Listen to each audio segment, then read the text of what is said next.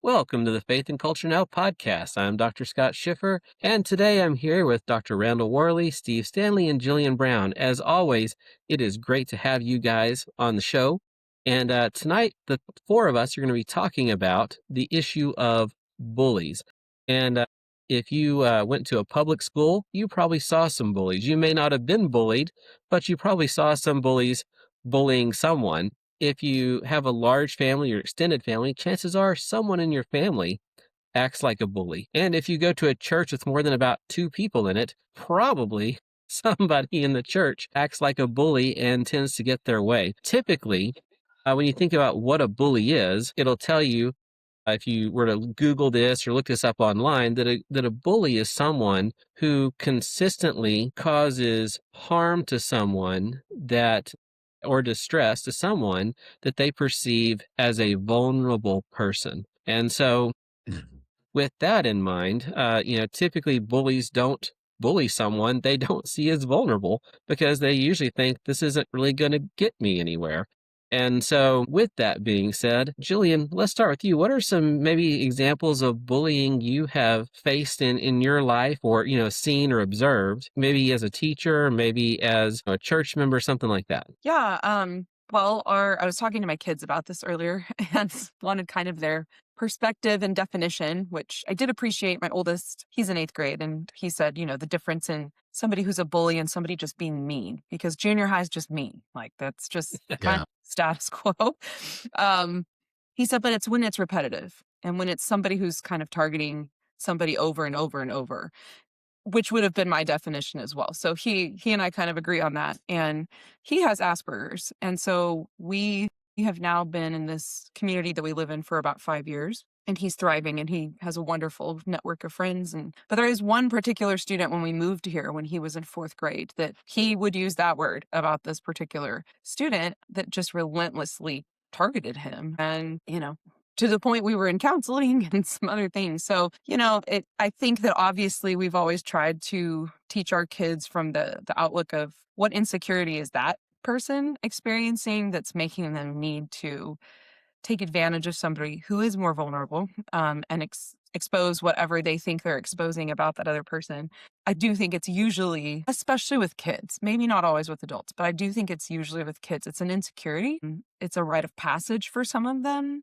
And it's a way to gain some sort of social credit, with whoever their peers are. Unfortunately, I mean, but that is true, and that's what I observe. And boys and girls, but it's equal with both genders is what I see. I mean, I've been teaching 6th, 7th, and 8th grade for the last 3 years, and I taught K-5 before that. And yeah, no matter the age, no matter the gender, it does show up, certainly. And as you said, it shows up everywhere in families and churches and things like that. But, I think one way we address bullies is certainly, we don't want to act like they act. That's not the answer. But also, just for kids, it's difficult because they're children. And so, we always told him to make sure an adult, was aware of what was going on, but also to give him the tools of reassurance that, of his value and his worth, and to just say those things back out loud, whatever that person's saying, say, no, that's not true about me,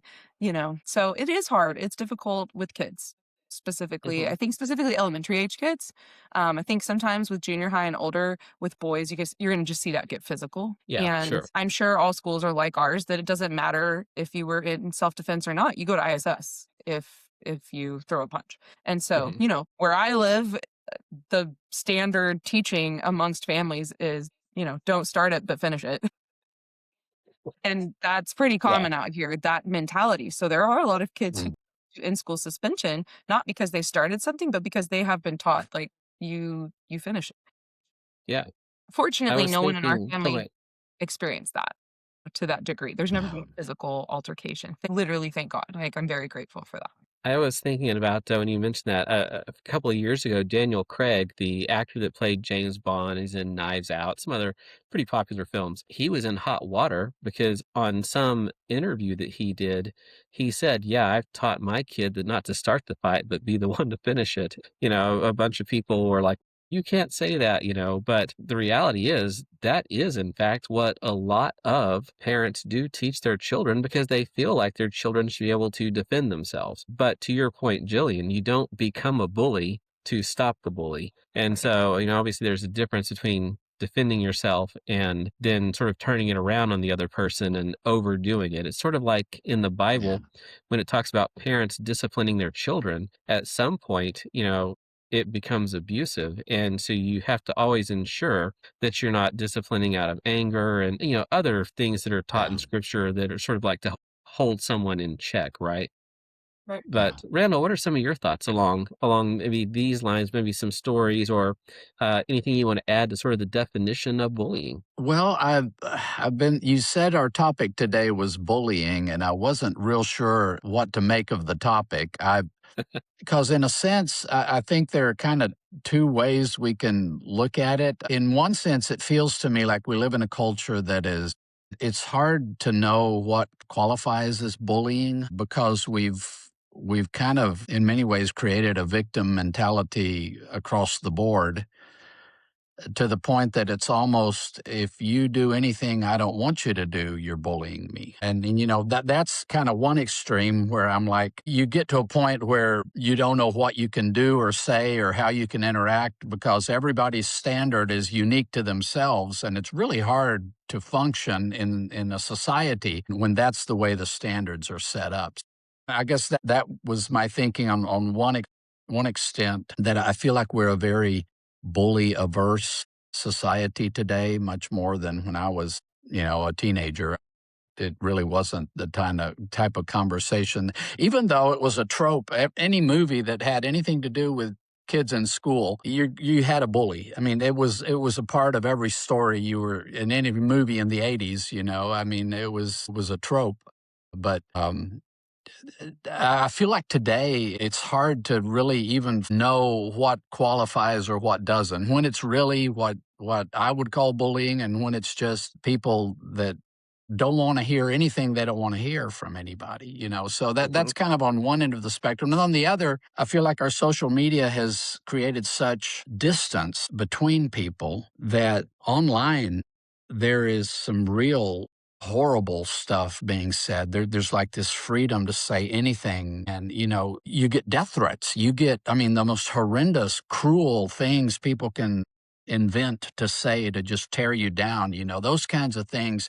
So I do think there's a real problem in that space because you've removed the accountability of face-to-face interactions and the consequences of what you do or say in face-to-face. So I think there's a lot of that. We see it top to bottom in our politics. I mean, our president is kind of the champion of that kind of rhetoric, just anybody you don't like, you just tear them apart, you verbally abuse them. So I do think it's a problem, but I think it's in some ways become systemic in ways that I'm not real sure how to get a handle on. Hmm. And in the actual interpersonal things, I think sometimes we've overblown it in ways that we're not really dealing with it well either in the actual face-to-face reality. I don't know if any of that makes sense, but that's Oh kind of yeah, where my brain was going with this topic. that makes complete sense.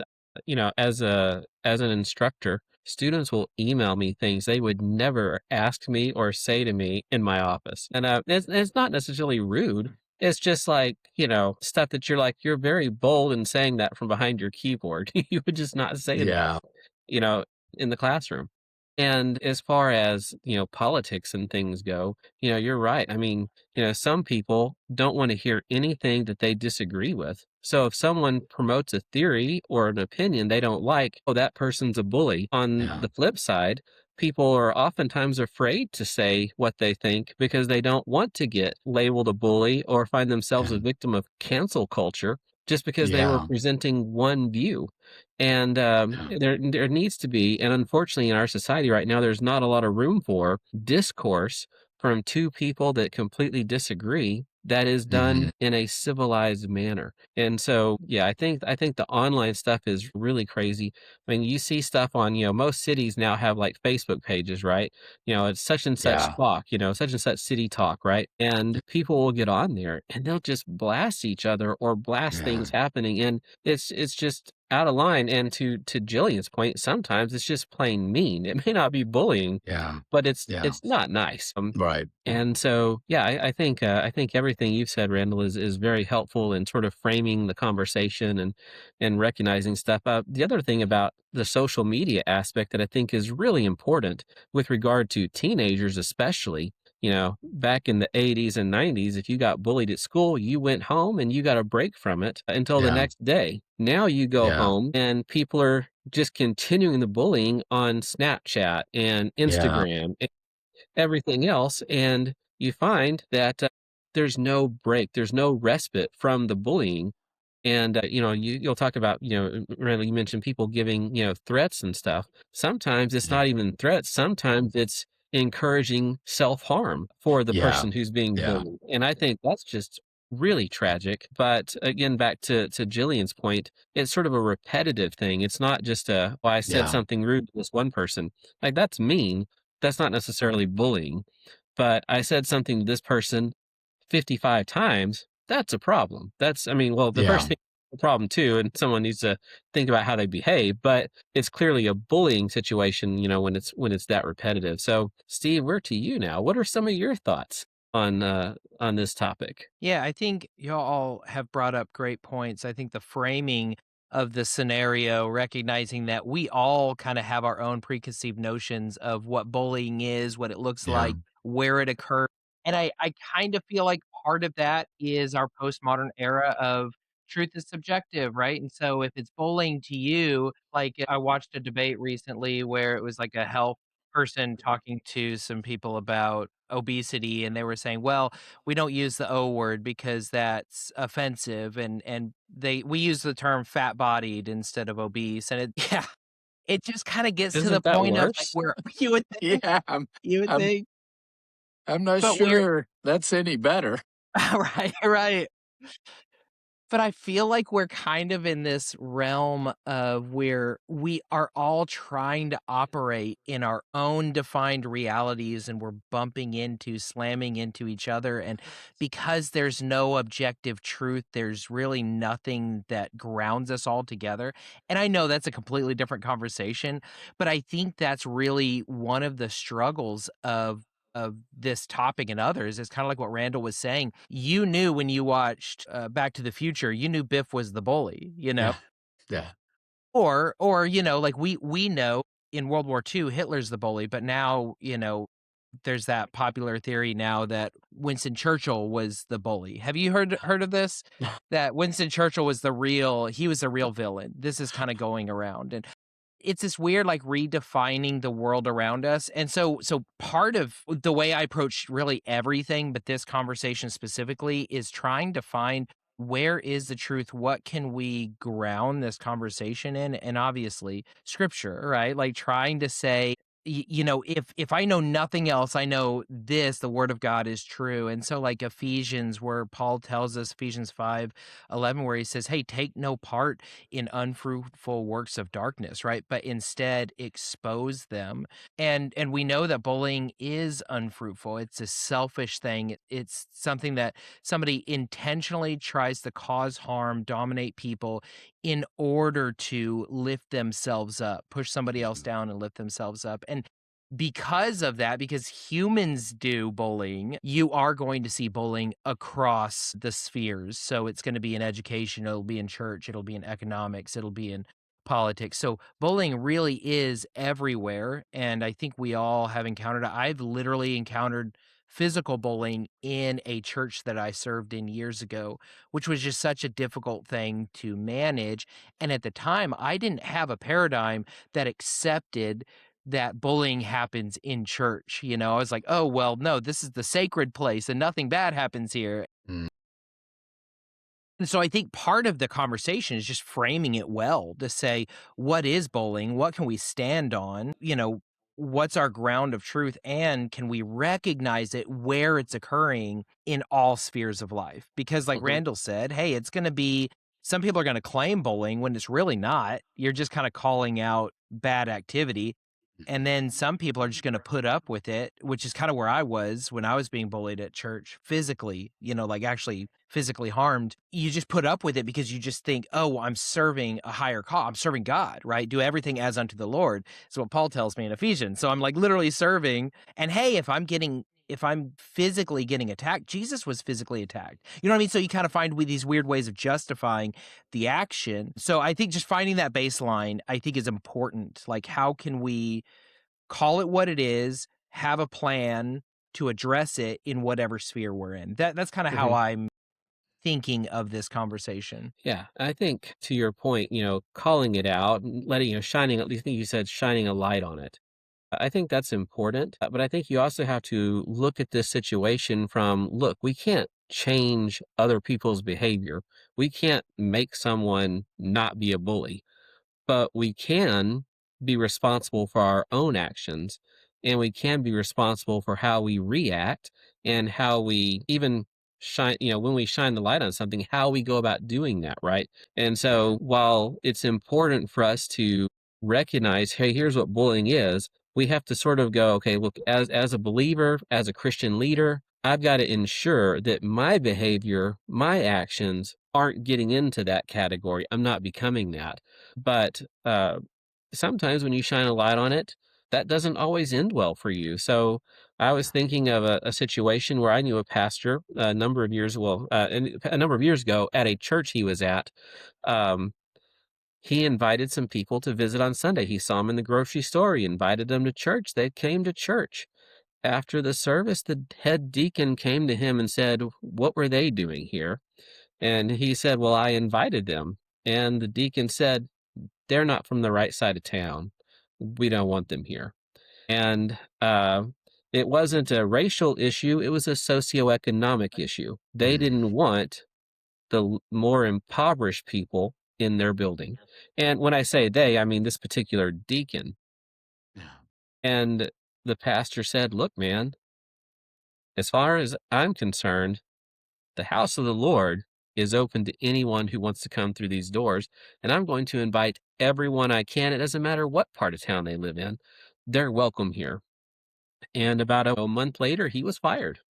He lost his job because the deacon didn't want to have it, and he was a bully in such a way that the church sort of listened to what he said, and he essentially told the pastor, "I was here before you, I'll be here after you, and we're gonna do it my way." And, unfortunately, that kind of cancer, if you will, really does affect the spiritual health of a congregation. And, whether that church's doors are still open today, I don't know, but if they are, it's because they had some kind of a heart change at some point, because you can't go with that kind of attitude for decades and, not have, ramifications for that. Uh, Yeah. but to your point, Steve, it does happen in ministry. And that wasn't, your instance was a physical instance. This instance was more of a ideological verbal thing where, they had a disagreement and the deacon kind of said, "No, you're not going to do that." And the pastor said, "That's not right. That's not how we treat these people." And the one who was in the right is the one who was dismissed. And so, you do find that, but I mean, I can think of like, issues where people in the church want the service to be done in a certain way. And they're going to do anything they can to make sure changes aren't made to the way things have always been done. And so you see that kind of stuff. So as Christian leaders, what are some things you guys think are maybe good guardrails to try to help keep things where they should be in the community of faith? I think, Steve, you're right. We want to approach these things from Scripture, where kind of the principles that we're meant to be living our lives by. I keep coming back to the idea that God resists the proud but gives grace to the humble. I think bullying at its heart is a power dynamic. It's people who feel like they are able to impose themselves on those they perceive as weaker. And in many cases, that's the case. They're able to do that because of their position, their financial position, their physical strength, whatever. They find themselves in a position to treat those who are powerless to defend themselves in bad ways. So I think anytime as Christians, we have to be the ones who, when we see that happening around us, we need to be the ones who stick up with the person who's being trampled. The example you mentioned of this pastor did exactly the right thing. And sometimes there will be a cost to taking the right stand. And that's the kind of suffering like Christ suffered that you want to be doing. If it does cost you your job, then so be it. You can't sacrifice the whole integrity of a ministry just because you're a coward. You have to be willing to stand with the weak and trust that God will take care of us if we do what we feel He's calling us to do. And it extends to everything. I seldom, as a pastor, get into politics, really, but there's a tremendous amount of disregard for the disenfranchised and the weak. In my congregation, we're an intentionally international community. We have a lot of immigrants in our congregation that are really going through a rough time right now because they came to this country under certain programs, and then they've all just been canceled overnight for no reason, and they're left hanging. I'm struggling to figure out, well, how do we stand with the powerless? How do we stand with those who just don't have the clout or the authority or the power to do something? And even if I feel like I might be in a different power bracket, I still sometimes feel powerless to change the huge gears of a whole nation and the things that are going on across our nation. But at the very least, we speak against any dismissive treatment of any human being, any denigrating, and in smaller ways. I mean, that's kind of the macro, but smaller ways. You're leading a Bible study. There's that person who has to answer every question and interrupt every other person. Well, be the one who has the courage to say, okay, can you let this other person speak now, and try to raise, in many subtle and small ways, raise the power of the weak and kind of tamp down the tendency we all have to abuse. And especially when you're in leadership, it can be a temptation to let it go to your head and think of yourself as the one in control. And we need to cultivate an attitude that Christ is the one in control. And we are all servants if we're doing it right. Yeah, it makes me think of the situation like with school bullies, uh, and the people that they are bullying. A lot of times other kids don't step up and say too much, not always out of fear of being bullied themselves, but a lot of times they just don't see necessarily the value in that, but they also may not recognize the value of the person who's being bullied. And so maybe shining the light is where teachers are able to do something to help people see the value of that one individual so that Mhm. as they begin to see that, they start going, let me be a voice for this person. Mhm. Let me help stand up for this person. And my wife is probably much wiser than I am when it comes to kids stuff. She frequently says that kids are consumers. And they're always thinking, what can I get out of this? How can I enjoy this? Why do I need to do that? What's in it for me, right? And I think that unfortunately, because kids are still developing and other things, they don't have this great biblical worldview of the intrinsic value of the human being. They don't understand. I mean, they may go from Sunday school, they may go, oh, yeah, God created people in his image, like, Adam and Eve. But they don't have this deep philosophical understanding of what it means to bear God's image. And so I think one of the ways that we as Christian leaders help cultivate that in our youth or with our kids as parents, is to help them see the value that people have. And one great way of doing that in a family is making sure that all your siblings or all your kids see the value of each sibling and what they bring to the family. And then, you go, look, if everybody in our family has something to contribute, everybody in your classroom has something to contribute. Everybody in your Sunday school class has something to contribute. And it's not that we are what we do, but it's that the whole of who we are um, is valuable. Helping young people recognize the value in others, I think, helps them feel more empowered to speak up when someone is being treated as if they have no value. Well, and just kind of piggybacking off all those things that were just said, one of the things, which this is somewhat difficult to pin down because I'm assuming most churches we are talking about are probably autonomous. And so church government looks different pretty widely from one place to another. So what I'm about to say just may not actually work some places. I don't know. But depending on who the people that make the decisions are, whoever those people are, I think one of the problems, I do study personalities pretty deeply. And I think I am somebody who is considered a more assertive personality and is easily put into places of leadership because of the nature. It's nothing that I'm consciously doing. It's just how I show up in the world. So personalities who are more aggressive and more assertive and get stuff done are typically the people put into these powerful positions. And I'm here to say that probably a lot of the time they're not the people that should be put in those positions. Not always. There is a place and a time. But to your point that everybody matters and everybody has value, I think what happens a lot of times is we don't have balance with people who are less aggressive and people who are more thoughtful and people who are more thinking dominant than doing dominant. We don't tend to elevate those people because they don't move as fast. Problem number one. And so, one thing I tried to do specifically this year in my choir, we'd have choir officers. And we've done it lots of ways in the past. The kids elected, we did it monthly, we did it yearly, whatever. But this year they had to apply and I chose. And I purposely tried to pick kids, some of whom I know are getting bullied, because now they're in a position of leadership in their choir. And so no matter if somebody's going to say something, they're in front of the class every day doing something active for me, like my right-hand person.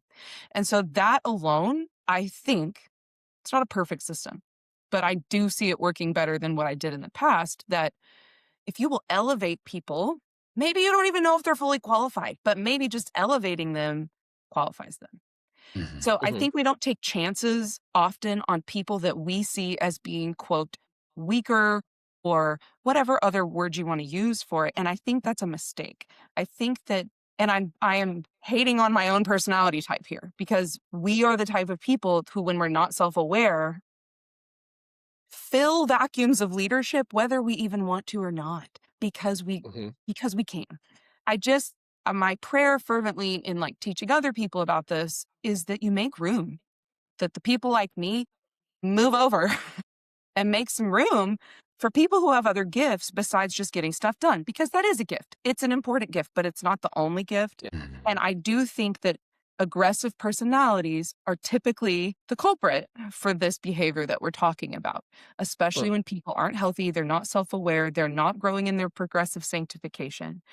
And then you're just in this mess of, but they make the decisions. How do you get rid of them, right? How do you, yeah.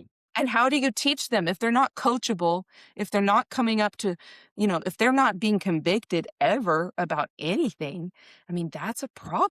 I don't know how to solve this very big problem. I'm just saying it's a pattern I see that I do think needs more attention and more light shown on it, that we need to start elevating, coming out of this mega church 30, 40 plus years that our country has been experiencing, that is full of people who are very assertive and very dynamic. And that's fine. I'm not taking anything away from it. But they're not the only people that have wonderful gifts to give the church. So I Yeah. think actively looking for the people who are quiet and actively, and just ask them, hey, what do you think your gift is?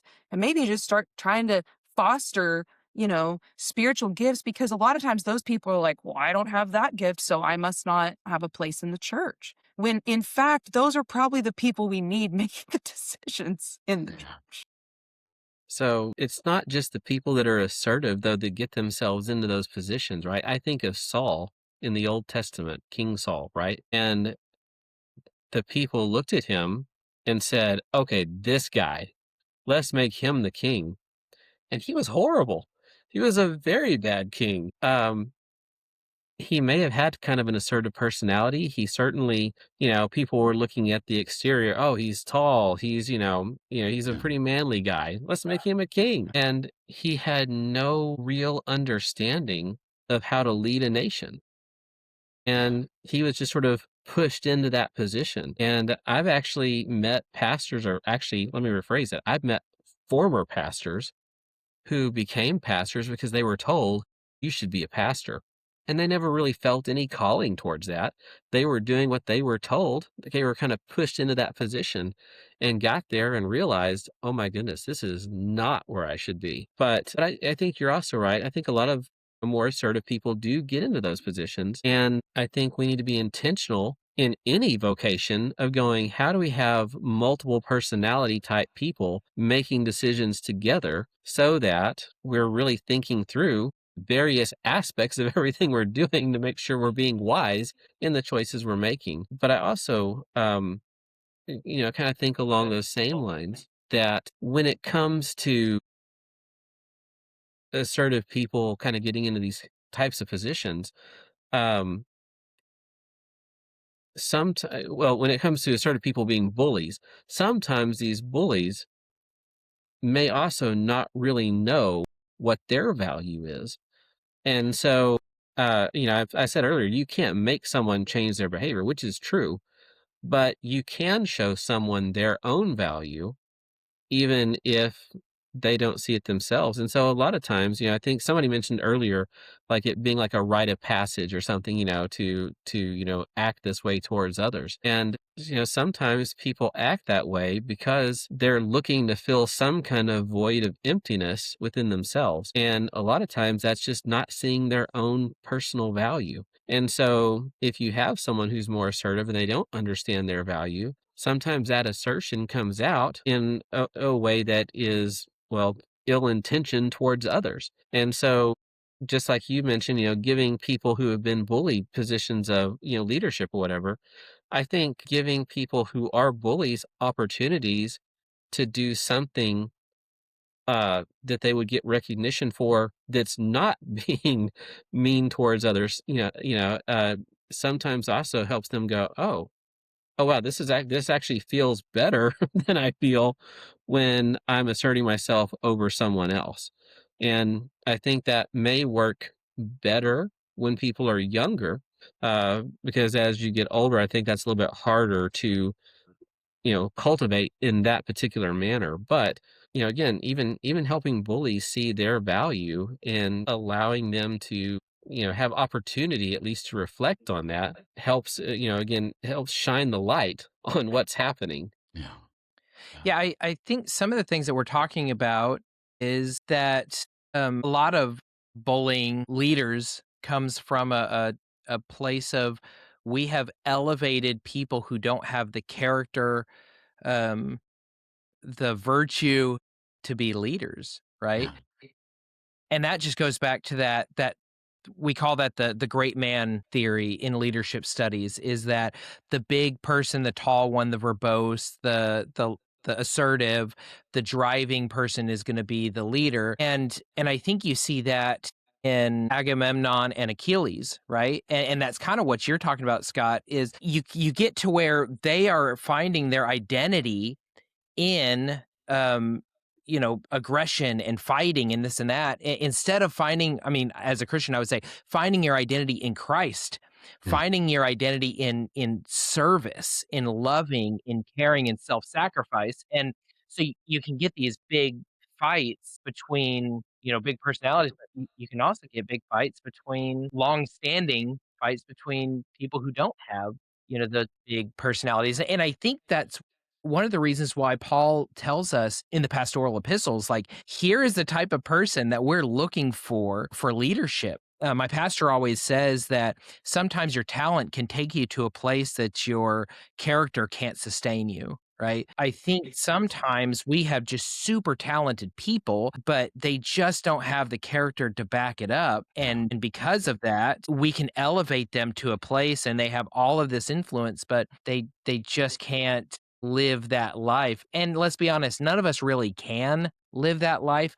But I think some people do have a track record um, to be able to maintain maybe a little better. But one of the things I think we haven't really touched on, which I think really helps both the good leaders and the bad leaders, is accountability. having systems in place in our leadership structures, whether that's in a school or a church or whatever, where you have that accountability, where first off, through the hiring process, that we're looking for people who have that character, have that virtue, are good people that are finding their identity rooted in Christ, in selflessness, in sacrifice.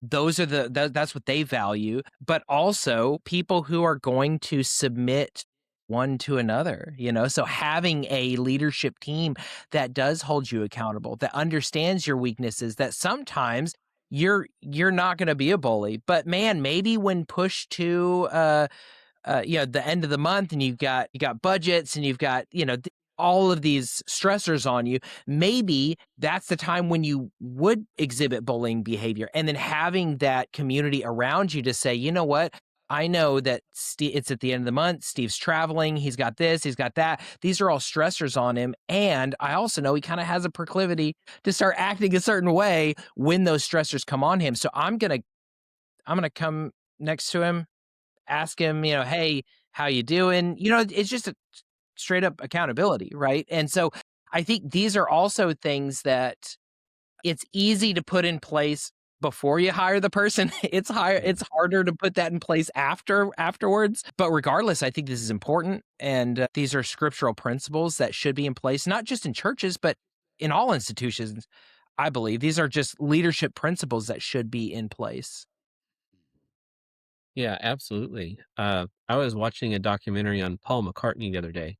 I'm not about to say that Paul McCartney was a bully. However, when Paul left the Beatles in 1971, he was recording everything at his farm. He was doing all his own mixing. He was getting everything ready, And in the documentary, he said, I really needed someone to come alongside me and say, no, that's a bad idea. And and it wasn't so much that he was saying, look, I was doing the wrong things or whatever, but he needed someone to say, hey, that's creative, probably not what we need to release on an album. And so and I heard George Clooney say something similar to that a few years ago, where he was like, I need people in my life that are willing to tell me, no, don't do this film, or no, don't do that, or whatever, because we all need guardrails, and we need other people who are going to tell us the truth and are going to help us to make wise choices.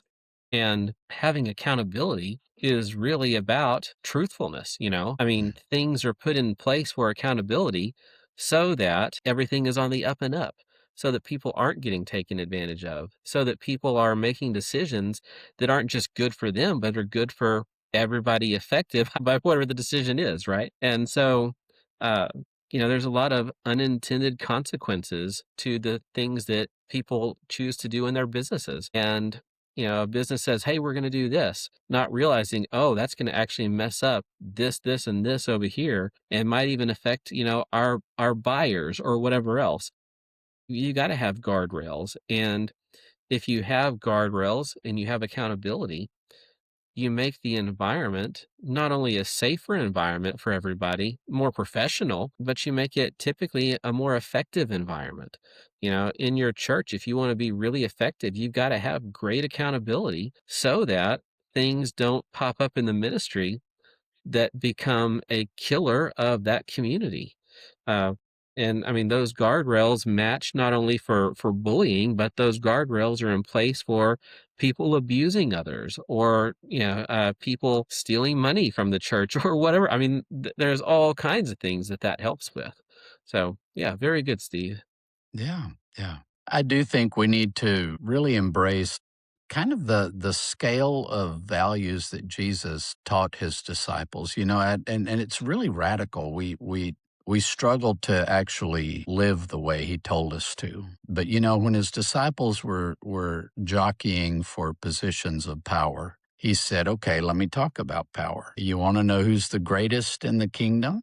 It's the one who is the slave of everyone. That is the person, in my estimation, who is at the top. And we don't often arrange our churches that way. We don't think of senior pastor as the position of being a slave to everyone, as the position of ultimate service. We think of it as a position of power and of authority and of, imposing your will on the congregation. And some churches are very much arranged that way. They're very much arranged around the pastor and the pastor's authority. It's a real challenge to try to build. I think back to Israel, and their big crisis after the chaos of the judges saying, no, we want to have a king like everybody else. We want to be organized the way everybody else is organized because this clearly doesn't work. And the problem isn't, and it's that comment over and over in Judges that there was no king, everybody did what he wanted. But there's also the comment that Yahweh is supposed to be their king. The reason things were horrible is that Yahweh wasn't their king. Everybody was their own little king. What we have to do as Christians is figure out how can we function together in a way where we really take seriously the lordship of Christ and put him on the throne and think of every one of our activities together as mutual service. The problem with this bullying issue is the easiest way to do it is to create a group of villains and a group of victims, and then we just swoop in and help the victims. And the way Christ defined neighbor and enemy, we can't make anybody the villain. We can't take anybody and say, okay, we're all going to be wrong a whole lot of time, a lot of times about a lot of things. How do we figure out how to bring the redemption of Christ to bear in each one of our lives, and for those of us who have these forceful personalities and these tendencies to just railroad over everybody and get things done, how do we need to be discipled? And those of us who tend to withdraw and are hesitant to step forward and put our talents to use in service of others, how do we challenge those to not fail to give what they need to be giving, and how do we create an atmosphere in the church where we can all thrive together and do it in a way. I really think if we can create a genuine sense of family in church and a genuine sense of love, the scripture tells us, love covers a multitude of sins. And I know it. I'll put up with things from my siblings that it doesn't matter what they do or what they say. I'm going to love them until the day I die. There's no changing that. Building a church where we extend that level of grace to each other across the congregation. I think that's the goal. And when we do that, I think we start creating the dynamics that can kind of fix these messed up power arrangements that fall into these bully and victim dynamics, Yeah, absolutely. It makes me think of this story from a long time ago. I had visited Park City's Presbyterian Church years and years ago. The pastor said, I just got back from a trip over to the UK somewhere, and he said I took a copy of Christian Leadership magazine with me. And while I was there, one of the other pastors said to me, "What's that?" And he said, "Well, it's a magazine for pastors." And the other pastor said, "Why isn't it called Servanthood?" And he, he said that it really stuck with him, enough that he Yeah. came back and told the story. And, we're always thinking about leadership. And you're right, Randall. We got to be thinking about how can everybody contribute? How can everybody Mm, serve? And when you talk about yeah. the greatest in the kingdom of heaven being the one who serves everyone, it's not even an issue of them being great, right, or elevated. It's a matter of them being devoted and being someone who essentially wants to pour themselves out for others. Um, and love does cover a multitude of sins. I think in the school environment, we recognize that as building the learning community. Hmm. In our Yeah. vocational environments, we think of that as everyone playing their part to run a successful company.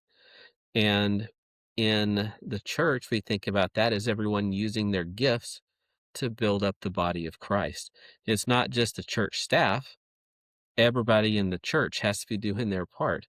And in the company, it's not just the CEO, everybody in the company has to be doing their part. And you can more easily do your part when there's guardrails. You can also more easily do your part when you properly respect and care for, and in some sense, love your coworkers. And in the learning community, everybody has a better experience, and everybody, has a better opportunity to grow and gain knowledge when people are doing their part. And sometimes that means, if you're doing group work, everybody has, a part to play, right? But it's also, the teachers are pouring into the students. The principals and administrators are pouring into the teachers. And the students in the class are coming alongside their neighbors and saying, how can I help you understand this concept? How can we work on this together? How can we be better as a classroom? That happens when you recognize everybody's value, and it happens when you treat everyone with the proper kind of respect. And so, really, I think you make a great point. It's not just about the victim and the villain, but rather, it's about shining light on things that shouldn't be, putting guardrails in place to keep those things from happening, and then helping everybody see where their contributions come from so they all have a sense of self-worth in what they're doing, so that it builds a better environment for everybody all around.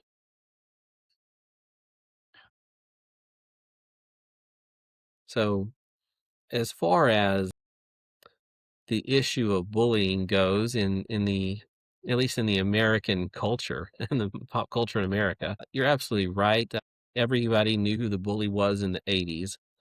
And, Back to the Future, The Boy Who Could Fly, it doesn't matter what movie it is, Jaws, it's the shark, I guess. Anyway, the thing is, you always kind of know who the bully is. And as truth has become more and more a matter of taste, this is what I like, not this is the reality of the situation, but this is just what I'm drawn to. This is what appeals to me. The understanding of right and wrong becomes very wavy, very wishy-washy. Mm. And in our current landscape of cancel culture, of victimization, and of political mudslinging, among other things, it's really difficult to know who's rightfully saying, this shouldn't be happening to me, and who's playing that card to just try to take advantage of the situation or whatever else. And so I think we all need to be able to just step back and say, what's the reality of what's happening right here? And how, as Christians, can we speak into that? How, as Christians, can we shine a light on this to show some semblance of the absolute? And I know not everything is black and white, and not everything has to be black and white. There's got to be room for gray. But at some point you go, that's clearly wrong, or that's clearly right. And even if, and some things may be black and white, but even if you have the room for the gray, most people can say, that's clearly a line that was crossed over there. And that's when the light needs to be shown on those particular things. And we need to make sure that as we shine those lights, again, we're being responsible for ourselves, keeping in line with our own guardrails, to not shine a light in such a way that we become the oppressor or the aggressor. In philosophy, it's the idea of might makes right. If you've got the power to do it, you do it, and that's all there is to it. And or to put it differently, some people say, look, if that's the right thing, it doesn't matter how you get to it, as long as you get to it. But what, as Christians, we would say is no, the means of how you get to the right conclusion is just as important as getting to the right conclusion.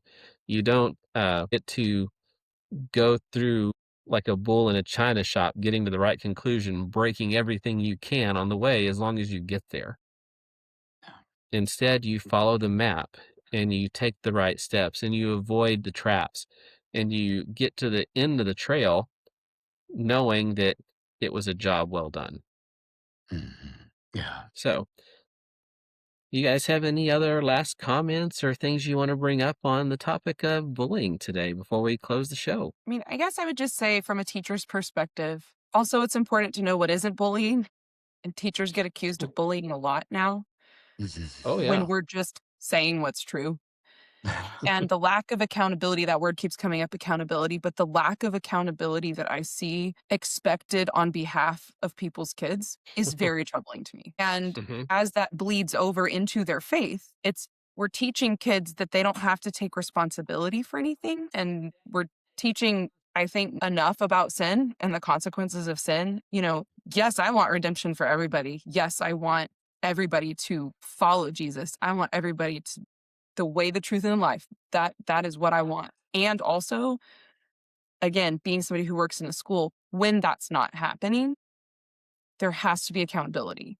And I think that's true in the church too. I think if you are a leader who is not portraying the character of Christ, you should be removed. That's what I think. So I'll be so bold as to say that, because you're damaging the bride of Christ.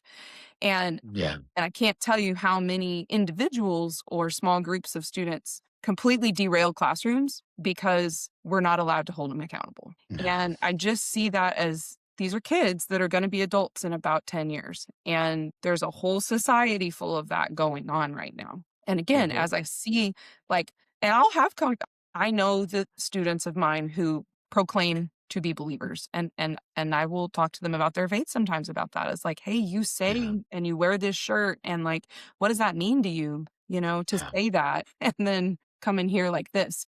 So there's a disconnect there societally right now of we are calling a lot of things bullying, and I'm just talking about my lens of education that isn't. And then to all of our points, then it becomes really hard. Where's the line? Because there certainly are educators who are bullies. Absolutely. But I don't think that is the norm. I think that's the exception. And now anything we don't like to happen to our kids, well, that teacher's a bully. And so I Right. think too, in the church, as I was saying, people need to be able to be convicted. If you can't be convicted about your sin, I don't know that you're going to move forward in your faith. And so, yes, gentleness and kindness and love and all of those things, that's how we approach everything. And also, I do think we need to take seriously sin across the board. And, as we all said, we need those guardrails first if we are leaders. Absolutely. I need to be dealing with my own sin every single day if I'm going to be in charge of other people. But that is just the one thing that I feel like we didn't really say is when I think Randall started to at the beginning, but there's these circumstances where it's not bullying. It's just trying to hold people accountable. Yeah. Yeah, absolutely. Without the recognition of our sin, it's hard to move into sanctification. It's hard to go through sanctification. And not just our sin, but our sinfulness, right? We have to recognize that not everything we do is the right thing. I had a chat with somebody a while back who was an atheist, was still an atheist as it turns out, but we were talking about this kind of an issue, and she said, "Well, I don't believe in sin." And I said, "But you think people can wrong you?" And she said, "Well, yeah, there's right and wrong, but there's no sin." Like, I don't think you're quite grasping here exactly what sin is. And so, we had a little bit of a conversation on that, but there's not really, in my book, there's not really a good way to deny the reality of sin in the world in which we live. Right. Sin is essentially saying things in this world are not as they should be. And is that through Christ's redemption, all things will be made right. All things will be made as they should be in the long run. But between then and now, we understand through grace and we understand through mercy what it means to be inside God's kingdom and then to give the world a glimpse of that kingdom. But we can't do that without recognizing our own sinfulness and growing to be more like Christ in the process so that we can bring others to an understanding of the faith that we profess through them seeing the changes that God has made in us through recognizing our own sinfulness. Yeah. Yeah.